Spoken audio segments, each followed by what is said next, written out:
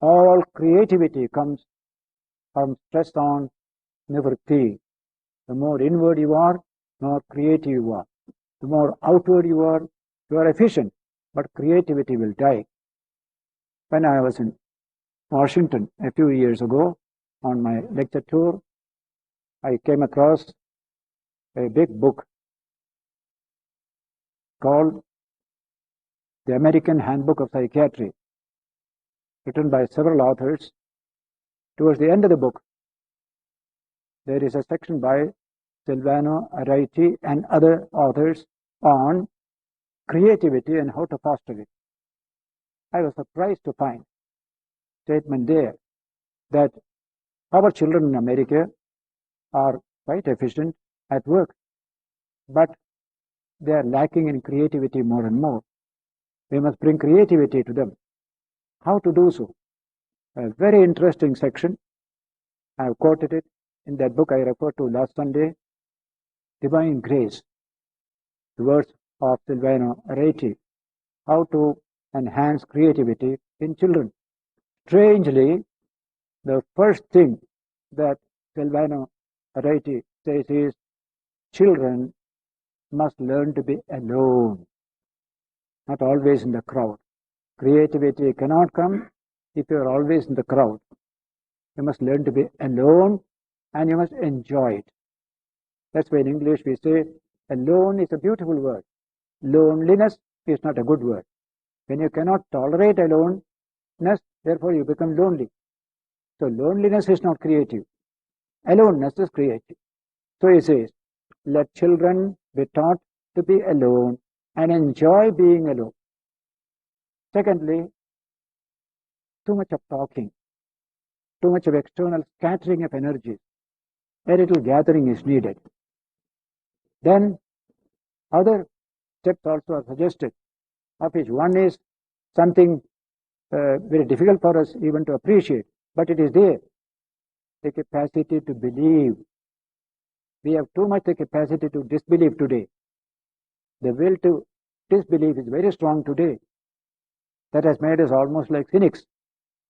Most people are cynical, intellectuals are cynical, even children becoming cynical.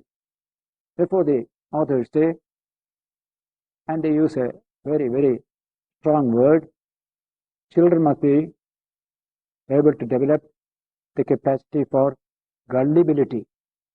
Generally we condemn gullibility. You are a gullible fellow, we say. But the authors say gullibility within limits is good. Believe until you are able to say it's not correct or you have to prove it is correct. But a certain capacity to believe is essential for creativity. That's the language he has used there. So several such suggestions are given.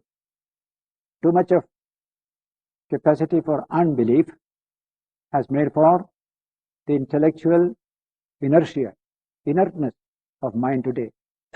Cynicism is the spiritual death of man. It comes from too much of unbelief. The little child has belief. There is creativity in that child. We want to purify that creativity of all that is small, of that is what you call childish in it. So in a grown-up person also, the capacity for belief is essential.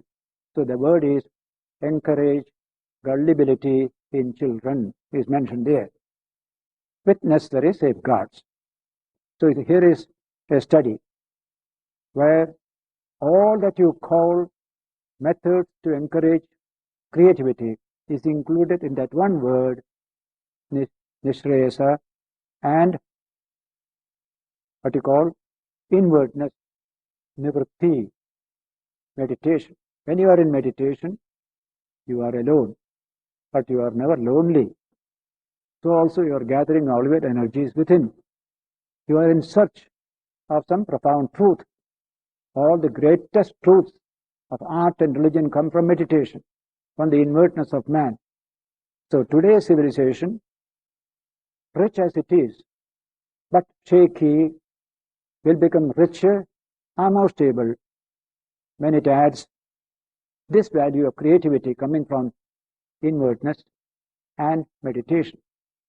That is why a total philosophy must include trust on action, trust on silence, and contemplation.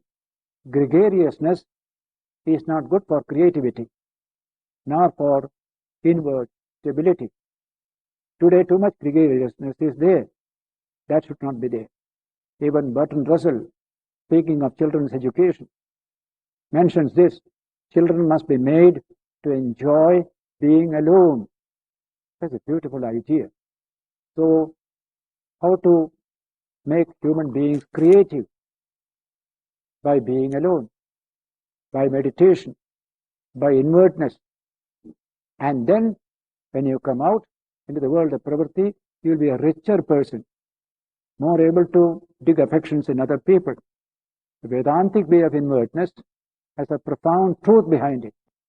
The more you go from the ego, the deeper levels of your personality, you come across something infinite in you, something unrestricted by the organic system. You are able to expand your understanding of other people, loving other people. A bigger man comes out of a smaller man. That's the true meaning of inwardness. That's the true function of meditation. We knock away the little I, the little ego, realize our infinite dimension. This is the way of human development, human growth. All these material developments, if they do not help us to grow inwardly, they become absolutely harmful. But if they can be made useful to suggest man to go inward, they become very worthwhile as well. So, in modern thinking, this idea is slowly entering. Human evolution is an inward evolution, not an outward evolution.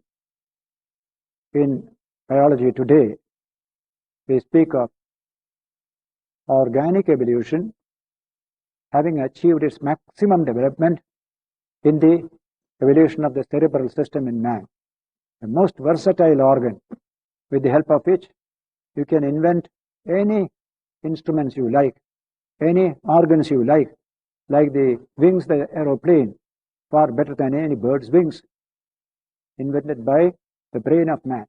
So this organ is primary. Once nature gave you this organ, then you must trace evolution not at the organic level, but primarily at the trans-organic level. What is the trans-organic level? And biology says psychosocial evolution. Evolution has risen from the organic to the psychosocial level.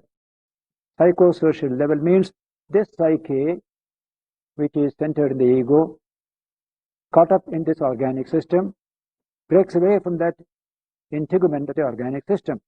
It expands in sympathy, compassion, love, to embrace millions of psyches in society. That is ethical, spiritual growth of man, development of man. Human evolution is essentially that ethical, moral, aesthetic, spiritual evolution. He has no more to develop wings or any other organs in the body. So organic evolution becomes spiritual evolution. Even this organic evolution also is spiritual, according to Vedanta. Spirituality has two dimensions: organic level, trans-organic level. A baby develops the ego. That is its evolution. But when you grow older, you are able to transcend the ego and realize your oneness with all people. That is real development of man. And so, this subject of man's growth from the physical, organic limitation to the freedom of the spirit, with the capacity to expand in love and compassion, that's a wonderful idea, common to the great philosophies of India and modern biology and neurology.